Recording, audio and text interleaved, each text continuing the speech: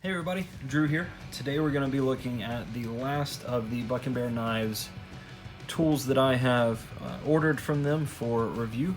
This is the BucknBear Army Hatchet. So I will go over some basic specs and just kind of showcase the hatchet, and then we will do a actual full review here pretty soon of this hatchet. So stay tuned and we'll go over some specs. Alright guys, so I do not have the box for the hatchet in front of me. It got a little damaged in shipping, but it does come in the decorative cardboard box like all of the other BucknBear knives, and this hatchet did come with that as well. It does come with a sticker, a knife care card, and a lifetime warranty card, and you can look at any of the other BucknBear knife videos that I've already done on all of those.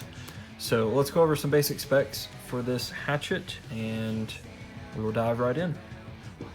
Alright, so as you can see, it does come with a small sheath. This is my biggest complaint about the entire product. This sheath is terrible in my opinion. Not really sure what the deal is with the belt loop here. If you have it in the sheath, it'll sit like so in the sheath, and the belt loop hangs down where the handle is, which doesn't make a ton of sense. I would have assumed that it would be the other way, and having the top portion of the hatchet kind of hanging below the belt. But nonetheless, it does come with a sheath, so I guess you could just cut the belt loop portion off and just use it to cover the actual blade of the hatchet.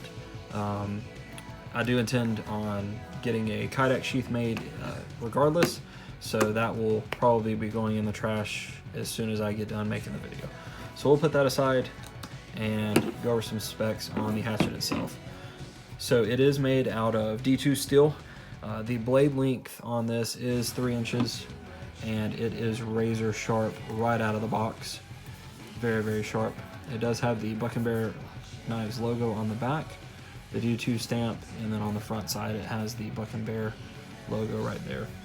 It is full tang construction, as you can see here, and it is a Burlwood scales, and it's got a really, really cool green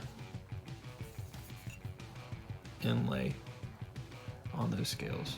It does fit well in the hand, so you can, hold it towards the bottom, or you can choke up, and it does feel great in both positions.